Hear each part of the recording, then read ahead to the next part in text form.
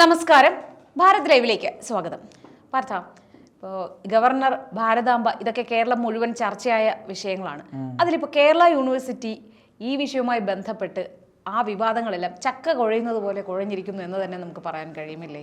തീർച്ചയായിട്ടും കേരള യൂണിവേഴ്സിറ്റിയുമായി ബന്ധപ്പെട്ട വിഷയം വലിയ തോതിൽ പ്രശ്നങ്ങളിലേക്ക് നീങ്ങുകയാണ്. അത് കോടതിയുടെ പരിഗണനയിലേക്ക് വരെ എത്തിയിരിക്കുന്നു എന്നുള്ളതാണ് ഏറ്റവും പുതിയ അപ്ഡേറ്റ്. പക്ഷേ അതിൽ നമ്മൾ വിചാരിക്കാത്ത ചില കാര്യങ്ങൾ കടന്നു വരുന്നുണ്ട്. ഉദാഹരണത്തിന് കേരള യൂണിവേഴ്സിറ്റിയുടെ സിൻഡിക്കേറ്റ് ഹാളിൽ ഈ പറയുന്നത് പോലെ പത്മനാഭ സേവാ സമിതി ഒരു പരിപാടി വെക്കുന്നു. ആ പരിപാടി എന്ന് പറയുന്നത് മതപരമായ ഒരു പരിപാടിയൊന്നുമല്ല, ഒരു പൊതുപരിപാടിയാണ്. ആ പരിപാടി വെക്കുന്ന സമയത്ത്, പൊതുപരിപാടി എന്ന് ഞാൻ ഉദ്ദേശിച്ചത് അവരുടെ സ്വകാര്യ പരിപാടിയാണെങ്കിൽ കൂടെയും ഈ സമൂഹത്തിനും രാഷ്ട്രത്തിനും അവരുടെ ഭരണഘടനയ്ക്കുമൊക്കെ യോജിക്കാവുന്ന രീതിയിൽ വെക്കുന്ന, ആ സിൻഡിക്കേറ്റ് ക്യാമ്പസിനകത്ത്, സിൻഡിക്കേറ്റ് ഹാളിനകത്ത് മതപരമായ പരിപാടികൾ സംഘടിപ്പിക്കാൻ പാടില്ല. അതുകൊണ്ടാണ് ഞാനത് പറഞ്ഞത്. മതപരമായ പരിപാടിയല്ല. അപ്പോൾ അത്തരത്തിലൊരു പരിപാടി സംഘടിപ്പിക്കുമ്പോൾ അത് ഉദ്ഘാടനം ചെയ്യാൻ വേണ്ടി വരുന്നത് ഗവർണറാണ്. ഗവർണർ അവിടേക്ക് വരുന്നു എന്നുള്ളത് കൊണ്ട് തന്നെ അവിടെ എന്ത് ചെയ്തു? അവിടെ ഭാരതാംബയുടെ ചിത്രം വെക്കുന്നു. ഭാരതാംബയുടെ ചിത്രം കുറേ നാളുകളായി ഇങ്ങനെ വിമർശനങ്ങൾക്കും അതുപോലെ തന്നെ വിവാദങ്ങൾക്കും ഇടയാക്കിക്കൊണ്ടിരിക്കുന്നതാണ്. ഗവർണർ അതിലൊരു തരത്തിലും പുറകോട്ട് പോകുന്നില്ല. താൻ പോകുന്ന പരിപാടികളിൽ ഭാരതാംബയുടെ ചിത്രം വെക്കാൻ കഴിയുന്ന സ്ഥലങ്ങളിലെല്ലാം താൻ ആ ചിത്രത്തിന് മുമ്പിൽ തന്നെ പരിപാടി അവതരിപ്പിക്കുമെന്നാണ് ഗവർണറുടെ നിലപാട്.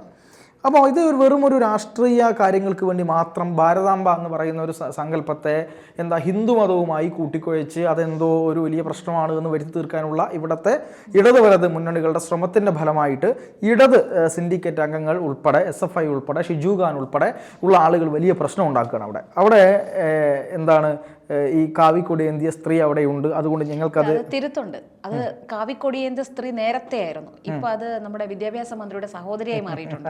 അല്ല, ശിവൻകുട്ടി അത് സഹോദരി എന്ന് പറയാനെങ്കിലും ശ്രമിച്ചു എന്നുള്ളത് ഞാനത് ശ്രദ്ധിച്ചൊരു കാര്യമാണ്. അതെങ്കിലും തോന്നിയല്ലോ, അത് വലിയ കാര്യമാണത്. അപ്പം ഇവിടെ ഈ ഒരു സെനറ്റ് ഹാളിൽ, സിൻഡിക്കേറ്റ് ഈ സെനറ്റ് ഹാളിൽ വെച്ചിട്ട് ഇത്തരത്തിലൊരു യോഗം നടത്താൻ വേണ്ടി അവർ തീരുമാനിക്കുമ്പോൾ അവിടെ ഇത് പാടില്ല എന്നാണ് പറയുന്നത്. എന്തടിസ്ഥാനത്തിലാണ്? കാരണം നമ്മളൊരു പരിപാടിക്ക് വേണ്ടിയിട്ട് ഒരാൾക്കത് വിട്ടുകൊടുത്തു കഴിഞ്ഞാൽ അവിടെ മതപരമായ പൊളിറ്റിക്കലി ഉള്ള പരിപാടികൾ പാടില്ല എന്നതിലുപരിയായിട്ട് വേറൊരു കാര്യങ്ങളും ഇല്ല. ഇത് അത്തരത്തിലൊന്നും ലംഘിക്കുന്നില്ല എന്നുള്ള, ഇതൊരു മതപരമായ പരിപാടിയല്ല. അപ്പോൾ അവിടെ ഗവർണർ കടന്നു വരുമ്പോൾ അവിടുത്തെ രജിസ്ട്രാർ, അവിടുത്തെ കേരള സർവകലാശാലയിലെ രജിസ്ട്രാറായിട്ടുള്ള അനിൽകുമാർ നേരിട്ട് ഇടപെട്ടുകൊണ്ട് അവിടെ ഇതിന് പെർമിഷൻ ഇല്ല, ഈ കാര്യം റദ്ദാക്കിയിരിക്കുന്നു എന്ന് പറഞ്ഞ് വലിയ ബഹളം വെക്കുകയാണ്. അതുപോലെ തന്നെ ഷിജു ഖാനും ഉണ്ടായിരുന്നു. പക്ഷേ ഗവർണർ വന്നു, ഗവർണർ പരിപാടിയിൽ പങ്കെടുത്തുകൊണ്ട് തിരിച്ചുപോയി. പക്ഷേ ചാൻസലർ കൂടിയായിട്ടുള്ള, അതായത് സർവകലാശാലയുടെ ചാൻസലർ കൂടിയായിട്ടുള്ള ഗവർണർ പങ്കെടുക്കുന്ന പരിപാടിക്കകത്ത് ഒരു രജിസ്ട്രാർ വന്ന് ഇത്തരത്തിൽ പറയണമെങ്കിൽ എന്തായിരിക്കും കാര്യം? അത് CPMൻ്റെ അടിമ മനോഭാവമുള്ള ഒരു ഈ പറയുന്ന രജിസ്ട്രാർ ആണ് എന്നുള്ള കാര്യത്തിൽ നമുക്ക് യാതൊരു സംശയവുമില്ല. CPM എന്ത് പറയുന്നു ആ പണി ഞാൻ എടുക്കും. അത് എന്ത് തന്നെ ആയാലും, അടിമപ്പണിയാണെങ്കിൽ അടിമപ്പണി, വേറെ എന്തെങ്കിലും പണിയാണെങ്കിൽ ആ പണി ഞാൻ എടുക്കുമെന്ന് പറയുന്നത് തീർച്ചയായിട്ടും ആ പണിയാണ് അനിൽകുമാർ എടുത്തത്. അപ്പോൾ അതിൽ എന്ത് ചെയ്യുന്നു? ഈ പറയുന്ന VC മോഹൻ കുന്നുമ്മലാണ് VC. അദ്ദേഹം ഇത് ചോദിക്കുന്നു, വിശദീകരണം ചോദിക്കുന്നു. അപ്പോൾ അതിനുശേഷം മോഹൻ കുന്നുമ്മൽ വിദേശത്തേക്ക് പോകുന്ന ഒഴിവിൽ സിസ തോമസിനെ അവിടെ നിയമിക്കുന്നു. സിസ തോമസ് വന്നതിന് ശേഷം ഇദ്ദേഹത്തോട് കൃത്യമായി കാര്യങ്ങൾ ചോദിച്ചിട്ട് ഇദ്ദേഹത്തെ സസ്പെൻഡ് ചെയ്യുകയാണ്. കാരണം വിശദീകരണം തൃപ്തികരമല്ല, അങ്ങനെ ചെയ്യാൻ പാടില്ല ഒരിക്കലും. അതായത് മേലധികാരികളെ പോലും അറിയിക്കാതെ ഈ പറയുന്ന രജിസ്ട്രാർ എങ്ങനെയാണ് ഈ പരിപാടി അലങ്കോലപ്പെടുത്താൻ ശ്രമിക്കുക എന്നുള്ളത് വലിയ ചോദ്യമല്ലേ? അപ്പോൾ അവിടെ ഒരു സസ്പെൻഷൻ നടപടി ഉണ്ടാകുന്നു. സസ്പെൻഡ് ചെയ്തത് ഈ ഇടത് സിൻഡിക്കേറ്റ് അംഗങ്ങൾക്ക്, സെനറ്റ് അംഗങ്ങൾക്കൊക്കെ വലിയ ബുദ്ധിമുട്ടുണ്ടാക്കുന്നു.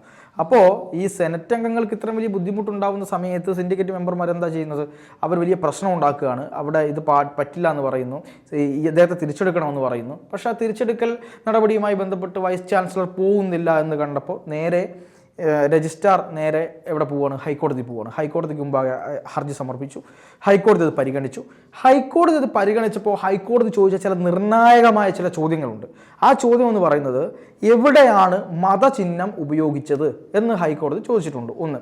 2, ഈ പറയുന്ന ഭാരതാംബ എന്ന് പറയുന്ന സങ്കല്പം ഇവിടെ എല്ലാ സ്ഥലങ്ങളിലുമുള്ള സങ്കല്പമാണെന്നും കോടതിയിൽ വരെ നീതിദേവതയുണ്ട്. അത് ഏത് സങ്കല്പത്തിൽ നിന്നാണ്? സത്യമേവ ജയതേ എന്ന് പറയുന്ന വാക്ക് എഴുതി വെച്ചത് ഏത് സങ്കല്പത്തിൽ നിന്നാണ്? ഇത്തരം കുറേ ചോദ്യങ്ങൾ അവിടെ ഉയർന്നു വരും.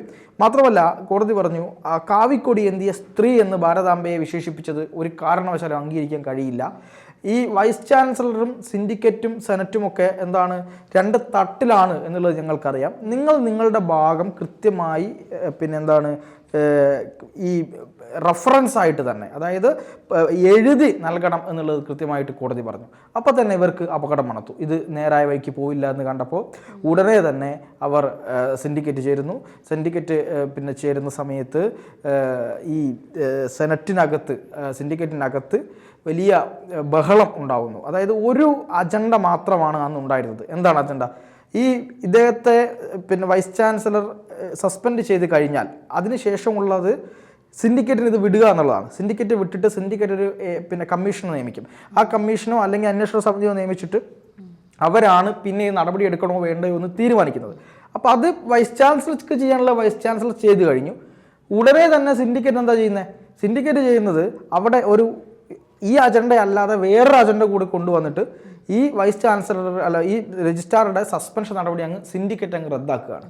അപ്പോൾ ആ റദ്ദാക്കാൻ പോകുന്ന ചർച്ചയിൽ, അതായത് ഈ നിലവിൽ അജണ്ടയിൽ ഇല്ലാത്ത ഒരു കാര്യം ഉൾപ്പെടുത്തിയതിൽ പ്രതിഷേധിച്ചുകൊണ്ട് VC ഇതിൽ നിന്ന് ഇറങ്ങിപ്പോവാണ്. VC അവിടെ ഇല്ലെങ്കിൽ ആ സിൻഡിക്കേറ്റ് യോഗം എന്ന് പറയുന്നത് എന്താണ്? ഈ വാലിഡ് അല്ല, സാധുവല്ല. അപ്പോൾ കൃത്യമായി VC ഇറങ്ങി പോകുമ്പോൾ അവിടെ നിന്ന് ജോയിന്റ് രജിസ്ട്രാർ, അതായത് രജിസ്ട്രാറിൻ്റെ ചുമതല വഹിക്കുന്ന ജോയിന്റ് രജിസ്ട്രാർ അവിടെ ഇരിക്കാൻ പാടില്ല. അപ്പോൾ VC ഇറങ്ങി പോകുന്നു. പക്ഷേ ഈ സിൻഡിക്കേറ്റ് മെമ്പർമാരെല്ലാം കൂടെ അവരങ്ങ് തീരുമാനം, അതായത് CPM-ന്റെ കുറേ LDF-ന്റെ കുറേ സിൻഡിക്കേറ്റ് മെമ്പർമാർ ചേർന്ന് കൊണ്ടൊരു തീരുമാനം അങ്ങ് എടുക്കുകയാണ്. ഞങ്ങൾ ഇതങ്ങ് തീരുമാനിക്കും. അവർ KKG സെൻറ്ററിൽ പോയി തീരുമാനിച്ചാലും മതി, അത് എവിടെ ഇരുന്ന് തീരുമാനിച്ചാലും മതി. പക്ഷേ ഇതിന് ചില ചട്ടങ്ങളുണ്ടല്ലോ.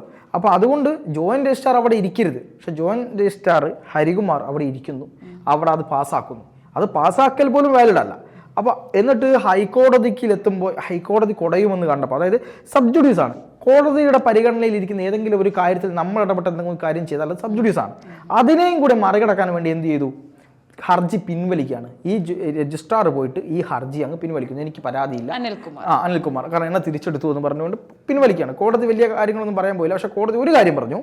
സിൻഡിക്കേറ്റ് മെമ്പറായി സിൻഡിക്കേറ്റ് മെമ്പറായിട്ടുള്ള ടി ആർ രാജേഷ് ഈ കോടതിക്കെതിരായിക്കൊണ്ട് വളരെ ശക്തമായ ഭാഷയിലൊരു ഫേസ്ബുക്ക് പോസ്റ്റ് ഇട്ടിട്ടുണ്ടായിരുന്നു.